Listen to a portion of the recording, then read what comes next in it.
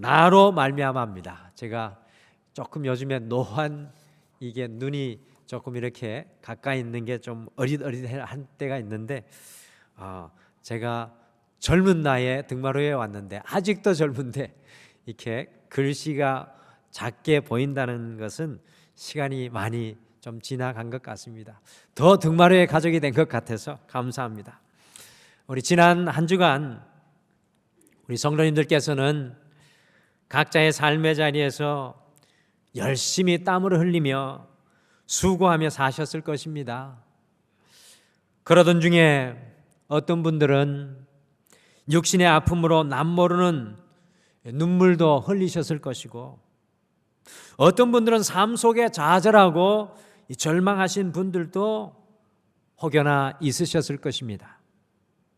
어떤 분들은 가정에 어려움을 겪은 분들도 계셨을 것이고, 어떤 분들은 자녀들의 걱정으로 잠 못 이루고 뜬 눈으로 밤을 지새운 분들도 있을 것입니다. 어떤 분들은 재정의 문제로, 어떤 분들은 직장의 문제로, 사업의 문제로 큰 짐을 어깨에 짊어지고 고단한 삶을 걸어오신 분들도 계실 것입니다. 오늘 이 예배를 통해서 주님께서 여러분과 저에게 전해주시는 말씀입니다. 수고하고 무거운 짐진 자들아, 다 내게로 오라. 내가 너희를 쉬게 하리라. 환난의 폭풍이 우리의 삶을 뒤흔들어 놓을지라도, 고난의 파도가 끊임없이 우리를 향하여 일어날지라도, 고통의 바람이 우리의 삶을 향하여 불어올지라도, 우리의 인생의 배에 우리 예수님께서 함께 타고 계신 것을 우리가 볼 수만 있다면, 우리의 인생의 항해 속에서 주님께서 우리의 삶의 배의 선장이 되어주시는 것을 믿음의 눈을 열고 보게 된다면, 우리는 어떠한 삶의 환경 가운데 있을지라도 흔들리지 않고 요동하지 않는 믿음의 성도로 살아가게 될 줄 믿습니다. 오늘 함께 고백하신 찬송가 397장이 이렇게 고백합니다. 주 사랑 안에 살면 두려움 없으며 그 사랑 변함없어 늘 마음 편하다. 저 폭풍 몰아쳐서 내 마음 떨려도 주 나의 곁에 계셔 겁낼 것 없어라. 우리 앞뒤 좌우분들에게 함께 위로하며 서로 인사하실까요? 우리 주님께서 형제에게 자매에게 함께 하십니다. 활짝 우리 웃으면서 같이 인사해 주시죠. 우리 주님께서 형제에게 자매에게 함께 하십니다. 그리고 우리 방송을 보시는 분들에게 손을 흔들면서 주님께서 함께 하십니다. 아멘. 영국에서도 보고 있고 미국에서도 보고 있습니다. 우리 등마루는 지난 주일부터 시작해서 이 특별 새벽 기도회, 그리고 이번 주일까지 산상수윤의 서론인 마태복음 5장 3절에서 10절의 팔복의 말씀을 가지고 우리 2022년을 다시 결단하는 소중한 시간을 보내고 있습니다. 결단이 없으면 진전이 없고, 결단이 없으면 도약이 없습니다. 그래서 우리가 아주 결단하는 소중한 시간을 가지고 있습니다. 이 마태복음 5장 3절에서 10절에 나오는 8가지의 삶의 모습은 예수님께서 친히 이 당신의 삶을 통해서 살아내신 예수님의 자서전적인 고백이요 가르침으로 우리 예수님의 이 땅에서의 삶을 요약해 주는 말씀이 이 산상수훈 팔복의 말씀입니다. 예수님의 이 삶의 모델을 등마루의 8가지의 삶의 결단으로 만들어서 오늘 이 책갈피로 나누어 드렸는데요. 다 받으셨습니까? 그럼 한번 책갈피를 이렇게 꺼내가지고 이거는 성경책에 늘 꽂고 이렇게 생각하시면 좋겠습니다. 갖고 계신 분은 본인의 책갈피를 꺼내어서 같이 한번 읽어보시고, 혹시 못 받으신 분은 화면에는 나오니까 화면을 같이 보시고 함께 우리가 이 등마루의 8개 결단을 같이 읽어보겠습니다. 같이 읽겠습니다. 시작. 심령이 가난하게 하소서, 애통하게 하소서, 온유하게 하소서, 의에 줄이고 목마르게 하소서, 긍휼히 여기는 자가 되게 하소서, 마음이 청결한 자가 되게 하소서, 화평하는 자가 되게 하소서, 의를 위하여 박해를 받는 자가 되게 하소서. 아멘. 여러분들 이거 외우셨으면 좋겠어요. 저는 영어로 설교 준비할 때마다 몇 번씩 외웠습니다. 이렇죠. Blessed are the poor in spirit, for theirs is the kingdom of God. 영어로 하라는 말씀이 아니고 한국 여러분 성경어로 외우시면 이런 말씀들이 마음에 깊이 남아 있으실 겁니다. 한번 외워보시기도 하고요. 요 책갈피를 가지고 결단을 생각하시며 말씀을 묵상하시면 좋겠습니다. 오늘은 팔복의 마지막 8번째 결단입니다. 우리 이 시간 그 마태복음 5장 10절 다시 한 번 더 한 구절만 우리가 주목하여 읽어보겠습니다. 10절 말씀 같이 읽겠습니다. 시작. 의를 위하여 박해를 받은 자는 복이 있나니 천국이 그들의 것임이라. 아멘. 오늘 우리의 8번째 결단인 이 의를 위하여 박해를 받는 자가 되게 하소서. 이 말은 제가 오늘 이 말씀을 준비하면서 너무나 참 낯설게 느껴지는 말씀인 것 같습니다. 거리가 먼 것 같고 너무 낯설게 느껴지는 말씀인 것 같습니다. 또한 박해를 피하지 않고 오히려 박해를 받는 자가 되게 하소서라니, 아니 도대체 무슨 이런 결단이 있습니까? 박해를 피할 수 있으면 피해야 되는 거 아닙니까? 그런데 오늘 우리의 결단은 의를 위하여 박해를 받는 자가 되게 하소서입니다. 그러나 사실 이 8번째 오늘 이 마지막 결단은 다른 모든 결단의 마침표가 되는 것으로 우리에게 참 중요한 결단입니다. 그래서 오늘은 의를 위하여 박해를 받는 자가 되게 하소서라는 결단이 오늘날을 살아가는 우리에게 무슨 결단을 의미하는지 우리가 함께 생각하고 묵상을 하시면서 한 주의 결단으로 우리의 마음속에 품으시겠습니다. 가장 먼 결단 같지만 오늘 이 결단이 가져오는 놀라운 축복은 하나님의 천국이 우리의 것이 되고요, 하나님께서 준비한 놀라운 상급이 우리의 것이 되는 하나님의 놀라운 은혜가 간직되어 있는 결단의 고백입니다.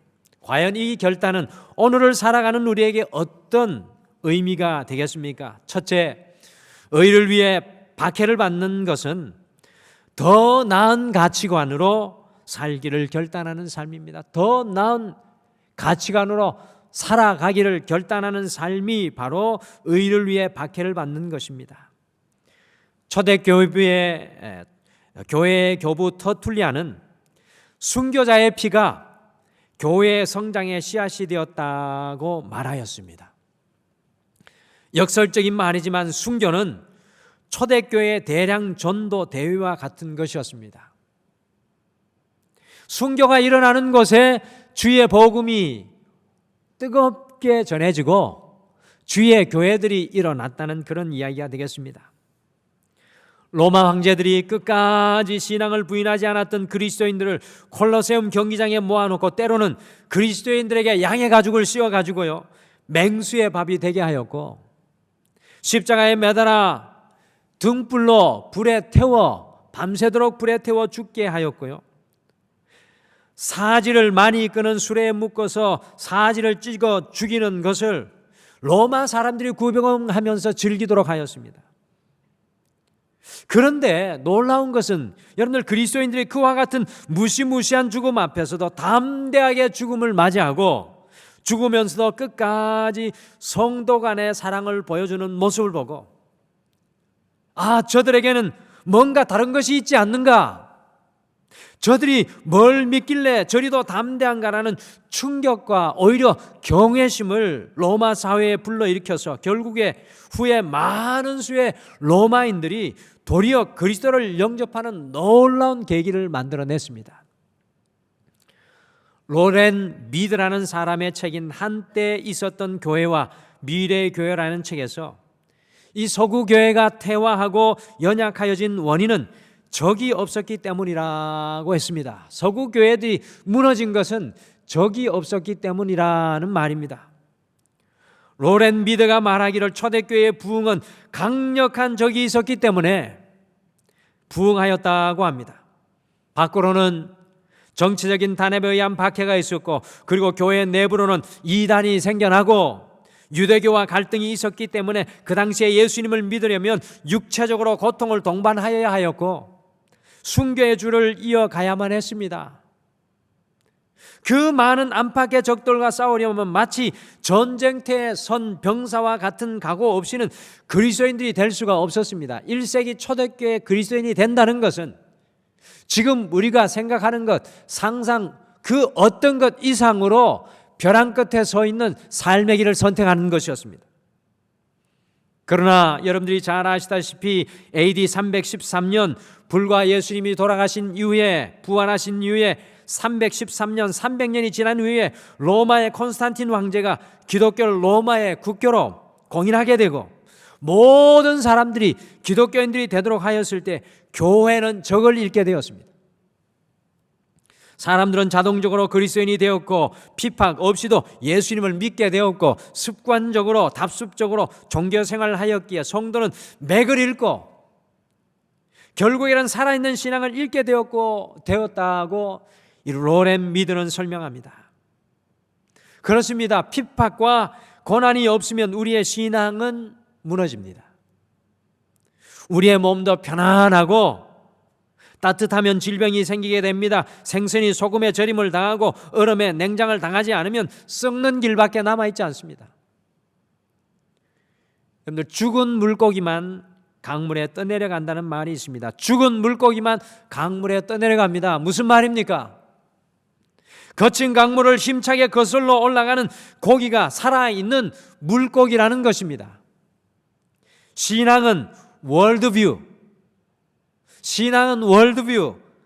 다시 말씀드려서 가치관, 세계관의 싸움입니다. 왜 수많은 믿음의 사람들의 이 예수님의 이름을 붙잡고 그 이름을 택하고 죽음을 불사하는 박해의 길을 걸었던 것입니까? 그것은 예수 그리스도, 곧 더 나은 가치, 더 나은 소망, 더 나은 기쁨, 변치 않는 그 구원의 생명을 붙잡고 살기 위한 믿음의 결단이었습니다. 여러분들, 신앙은 날마다 예수 그리스도 더 나은 가치관을 붙잡는 결단입니다. 기억하십시오. 신앙은 더 나은 가치관을 붙잡고 예수 그리스도와 함께 동행하는 삶의 길입니다. 일제감정기 때 주기철 목사님은 예수 그리스도로 더 나은 가치관을 붙잡고 끝까지 신사참배를 거부하며 마지막 설교에서 다음과 같이 고백하였습니다. 못합니다. 그리스도의 신부는 다른 신랑에게 정절을 깨뜨릴 수 없습니다. 못합니다. 그리스도인의 신부는 일본의 신에 가서 절하지 못합니다. 나는 어렸을 때부터 주 안에서 자랐고 예수 그리스도에게 충성을 10번 100번 맹세했습니다. 드리이다 이 목숨 하나만이라도 주님께 드리이다라고 설교한 이후에 감옥에 가서 주 목사님은 시체가 되어 나왔습니다. 세상의 가치관과 치열한 믿음의 싸움을 할 때 박해가 임하였습니다. 사랑하는 성도 여러분, 이런 의미에서 우리가 더 깊은 신앙으로 나아가면 갈수록, 더 깊은 신앙의 가치관으로 나아가면 갈수록 세상의 가치관과 갈등이 우리 안에 일어나게 되어 있습니다. 여러분, 신앙은 편안한 것이 아닙니다. 주님과 세상 사이에 끊임없는 갈등 속에 더 나은 가치를 선택하는 것, 이것이 바로 우리의 신앙의 핵심입니다. 만일 우리의 신앙이 세상 속에서 살아가고 있는데도 아무런 갈등이 없다고 하면 그것은 더 나은 가치를 향해 달려가고 있지 않기 때문입니다. 우리가 거슬러 올라가는 신앙의 자리에 서 있지 않는 것입니다. 우리가 의를 위해 박해를 결단하는 것은 날마다 더 나은 가치를 붙들고 살겠다는 결단입니다. 주님, 날마다 더 나은 가치, 날마다 더 나은 가치를 보여주시는 예수 그리스도, 날마다 주님 안에 있는 더 나은 가치인 소망을 붙들고 날마다 예수 그리스도 안에 있는 더 나은 가치인 사랑을 붙들고 살아가게 하옵소서. 이것이 우리 그리스도인의 날마다의 결단입니다. 사랑하는 성도 여러분, 2020년 어떠한 갈등과 부딪힘이 있을지라도 주님의 가치관을 선택하시기를, 주님의 가치관으로 살아가시기를 결단하시기를 간절히 축복합니다. 우리 시간 우리의 가슴속에 손을 얹고 우리의 스스로에게 이렇게 외치기를 바랍니다. 선포하기를 바랍니다. 주님, 오직 주님의 가치관으로 살아가게 하옵소서. 우리 한번 같이 고백하시죠. 주님, 오직 주님의 가치관으로 살아가게 하옵소서. 둘째, 의를 위해 박해를 받는 것은 오직 예수님만 드러나기를 결단하는 삶입니다. 여러분들 마태복음 5장 10절에 보시면 의를 위하여 박해를 받는 자는 복이 있나니라고 말씀합니다. 여러분들, 의라는 말의 한자가 굉장히 성서적입니다. 공교롭게도 어떤 한자들은요, 성경의 진리를 그대로 품고 있는 것이 있는데 오늘 이 의라는 한자가 바로 그 대표적인 예가 되겠습니다. 마태복음 5장 10절에 의를 위하여라고 할 때 이 의는 한자어로 오를 의라는 글자를 사용합니다. 화면에 오를 의자를 보시면 동물의 양을 뜻하는 양양자 밑에 나 아자가 붙은 것이 오를 의자입니다. 어린 양 예수님 밑에 내가 품어져 있을 때 오를 의가 되는 것입니다. 그러므로 의를 위해서 박해를 받는다는 것은 나의 생각과 내가 드러나는 박해를 받는 것이 아니라 우리 안에 오로지 예수 그리스도가 드러남으로 박해를 받는 것을 말하는 것입니다. 내 안에 예수 그리스도가 드러나기 때문에 박해를 받는 것입니다. 그래서 사도 바울은 우리의 신앙생활에서도 몇 번이고 하루에 몇 번이고 고백해야 할 너무나 중요한 고백을 갈라디아서 2장 20절에서 고백했습니다. 우리 같이 한번 읽어보실까요? 갈라디아서 2장 20절 우리 함께 고백하며 읽겠습니다. 시작. 내가 그리스도와 함께 십자가에 못 박혔나니 그런즉 이제는 내가 사는 것이 아니요 오직 내 안에 그리스도께서 사시는 것이라. 이제 내가 육체 가운데 사는 것은 나를 사랑하사 나를 위하여 자기 자신을 버리신 하나님의 아들을 믿는 믿음 안에서 사는 것이라. 아멘. 이 사도 바울은 자기 자신이 그리스도와 함께 십자가에 못 박혀서 죽었다고 고백합니다. 자신이 죽으니 오직 자신 안에 그리스도께서 산다는 고백입니다. 여러분들, 순교가 다른 것이 아닙니다. 오늘 이 시대에도 순교의 길을 걷는데 순교는 다른 것이 아닙니다. 우리가 죽고 예수로 살면 그 자리가 순교의 자리가 되는 것입니다. 우리가 죽고 예수로 사는 자리가 순교의 자리입니다. 사도행전 1장 8절에 오직 성령이 너희에게 임하시면 너희가 권능을 받고 예루살렘과 온 유대와 사마리아와 땅끝까지 이르러 내 증인이 되리라고 하시니라 라고 말씀합니다. 성령을 받게 되면 증인이 될 것이라고 말씀합니다. 이 증인이라는 위트니스, 이 위트니스라는 증인이라는 말의 헬라어는 마르투스입니다. 마르투스. 그런데 이 마르투스라는 말이 영어로 넘어오면 순교자라는 말인 마터라는 말로 파생되는 것을 봅니다. 증인이라는 마르투스라는 말이 영어로 파생되어서 마터, 순교자라는 말이 나오게 되는 것을 봅니다. 곧 증인과 순교자는 같은 말이라는 뜻입니다. 예수님을 드러내는 삶의 증인의 삶은 예수님을 드러내며 자신은 죽는 순교자의 삶과 본질적으로 같다는 것입니다. 증인은 예수 그리스도를 드러내기 때문에 날마다 순교자의 삶을 살아가는 사람입니다. 우리의 자아는 죽고 예수가 사는 것이 바로 증인의 삶이며 순교자의 삶인 의를 위하여 박해를 받는 삶을 사는 것입니다. 우리가 의를 위해서 박해받는 삶을 살기 위해서는 나는 죽고 예수가 사는 삶의 연습을 날마다 하셔야 합니다. 예수 정신이 충만한 삶은 온전히 우리 안에 예수만 드러나는 것입니다.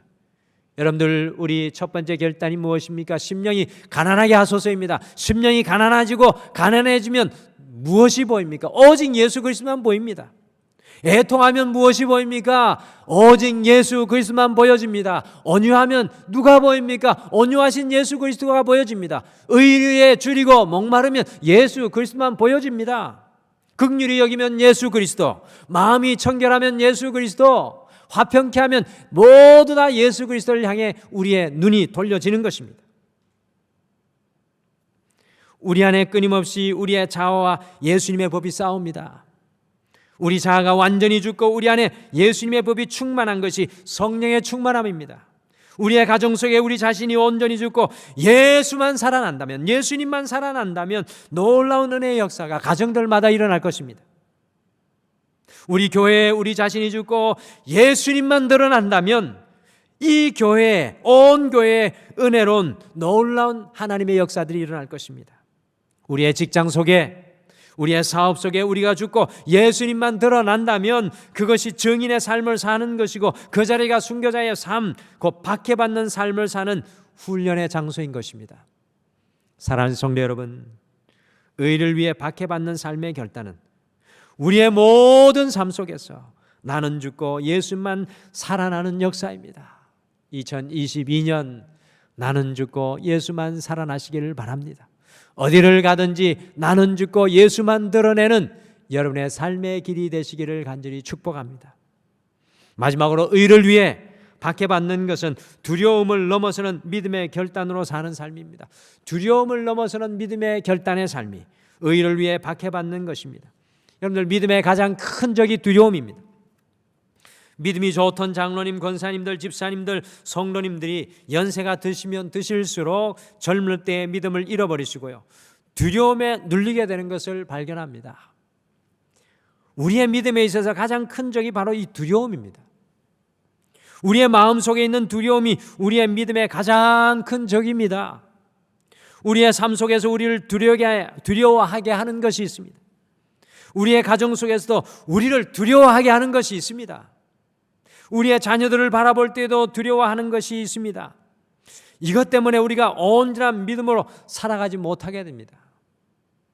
의를 위해 박해를 받으며 살았던 사람들의 한결같이 같은 특징 하나는 두려움을 넘어서서 믿음으로 살았던 사람입니다. 왜 두렵지 않았겠습니까? 왜 무섭지 않았겠습니까? 왜 고통스럽지 않았겠습니까? 그러나 주님을 향한 믿음이 그 두려움을 이긴다라는 것입니다. 이것이 바로 놀라운 신앙의 비결입니다. 우리가 지금 이 순간 의를 위해 박해받는 삶을 결단하기 위해서는 두려움을 이기고 믿음으로 살아가는 훈련을 해야 합니다. 성도 여러분, 우리를 두려워하게 하는 것이 무엇입니까? 그것이 건강의 문제입니까? 재정의 문제입니까? 자녀의 문제입니까? 이 두려움을 넘어서서 믿음으로 살아가기를 2022년 우리가 강력하게 결단해야 합니다. 하나님의 영광을 위해 살았던 초대교부 크리소스톰은요, 황제가 투옥시키자 조용히 기도하고 묵상할 수 있는 방을 주셔서 감사합니다라고 소리쳐 기도했습니다. 그 소식을 들은 황제가 안 되겠다 싶어서 그를 독방에서 꺼내어서 이번에는 흉악범들이 득실득실하는 방에 크리소스톰을 가두어 두었습니다. 그랬더니 이번에 크리소스톰이 소리쳤습니다. 전도할 기회를 주시니 감사합니다. 이것을 듣고 황제가 이번에 분노하여서 그를 죽이려 하자 다시 크리소스톰이 소리 높였습니다. 성도의 최고의 영광인 순교의 기회를 주시니 감사합니다. 결국에 이 크리소스톰이 풀려났는데 그는 황제 앞에 이런 설교를 했다고 합니다. 나를 감옥에 넣으십시오. 나는 요셉과 같이 될 것입니다. 나를 매로 치십시오. 나는 바울이 될 것입니다. 나를 돌로 치십시오. 나는 스데반이 될 것입니다. 나를 사자굴에 넣으십시오. 나는 다니엘이 될 것입니다. 나를 십자가에 못 박으십시오. 그러면 나는 예수님과 같이 될 것입니다. 얼마나 담대한 고백입니까? 얼마나 세상에 묶여 있지 않는 삶의 모습입니까? 얼마나 천국에 다다라 있는 성도의 삶의 모습입니까? 우리 마지막의 결단은 바로 이겁니다. 천국을 눈앞에 두고 살아가는 것입니다. 하나님의 상급을 두고 결단하며 살아가는 이 결단이 바로 오늘 마지막의 이 결단입니다.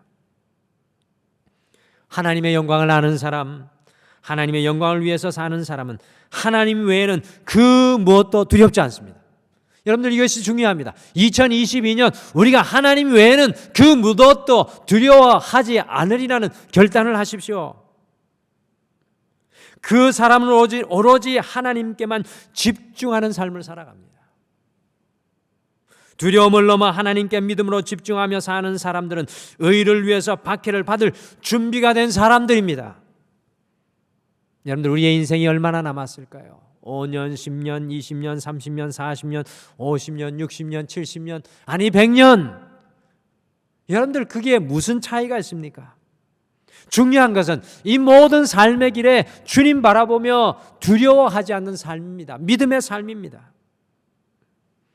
2022년 우리의 두려움을 내려놓고 믿음으로만 살아가기를 결단하시길 바랍니다. 그러면 여러분 앞에 천국이 어느덧 와 있을 것이고 하나님이 준비하신 놀라운 상급이 여러분의 것이 될 줄 믿습니다. 모든 선교학자들이 세상에서 가장 선교한 교회를 뽑으라고 했더니 북한 지하교회를 뽑았습니다. 오늘 이 시간 박해 속에서도 믿음으로 결단하였던 북한 지하교회 이야기를 함께 영상으로 잠깐 보시겠습니다.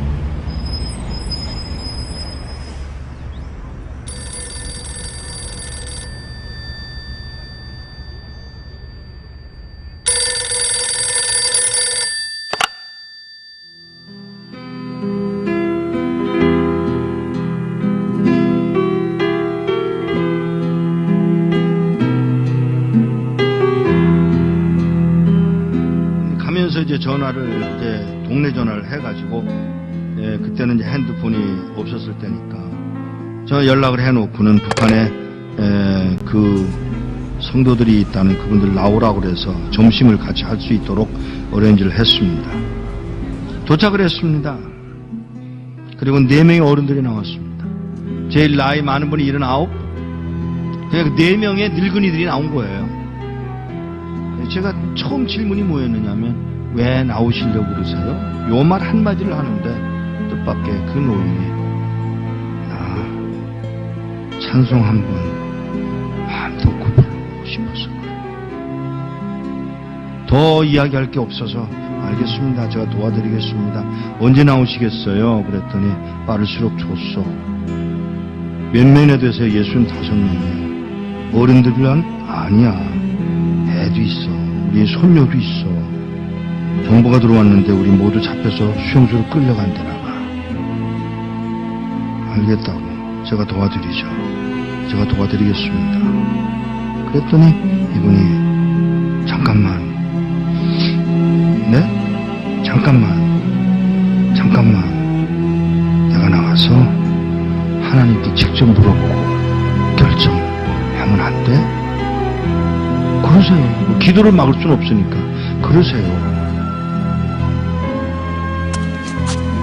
뚜벅뚜벅 걸어 나가신 분이 한 10분 만에 돌아오시는데 땅을 질질 끌고 들어오시더라고요.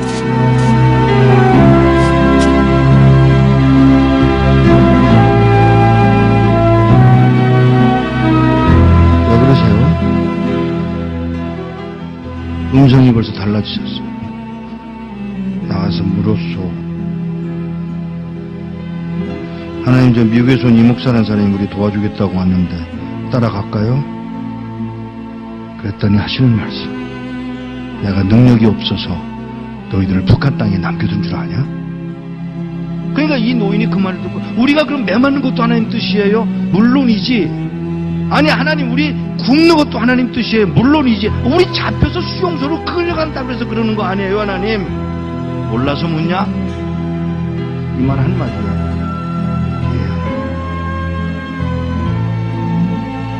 그리고는 저에게 그 얘기를 전해주고, 헤어지기 전에 인사를 하려고 이렇게 끌어안으려고 그러는데, 끌어안는 게 이게 익숙하지 않아요, 이 사람들. 그래서 제가 무릎을 꿇고 이렇게 내려다보는데, 그가 신고 온 신발에 구멍이 뚫려서 발가락이 이렇게 나와 있더라고요. 그 발가락에 제가 입술을 대고 키스를 했어요. 그 우는 동안에 제 목이 뭐가 떨어지더라고요. 그 할아버지가 울고 계신 거예요. 일어나서 인사를 다시 하고 떠나면서, 안녕히 계세요. 그랬더니, 무슨 인사가 그러냐? 죄송합니다. 왜요? 천국에서 만나자 그래라. 예, 천국에서 뵙겠습니다. 그 말 한마디를 하고 떠나서 나오는데, 몇 걸음 떠나갔는데 뒤에서 그의 음성이 들려옵니다. 누가 우리를 그리스도의 사랑에서 끊으리요.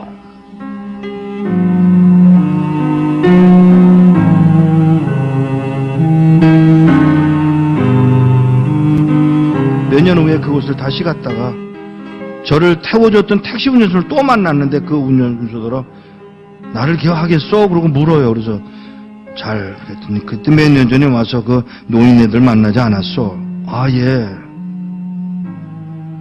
그 말을 하면서 운전수가 눈물을 흘리고 울고 있었습니다. 끌려가서 6명의 젊은이가 안 끌려가겠다고 덤비다가 6명은 매맞아서 머리통이 깨서 죽고, 쉬운 9명 4, 5년 동안에 수용소 가서 병들고 굶고 매맞아서 죽었답니다. 한 명도 안 남고. 이런 믿음을 지킨 사람들, 찬송 한번 마음 놓고 불러보고 싶다던 그 사람들을 우리는 과연 어떻게 해드려야 되는 것입니까? 우리는 뭘 할 수 있을까?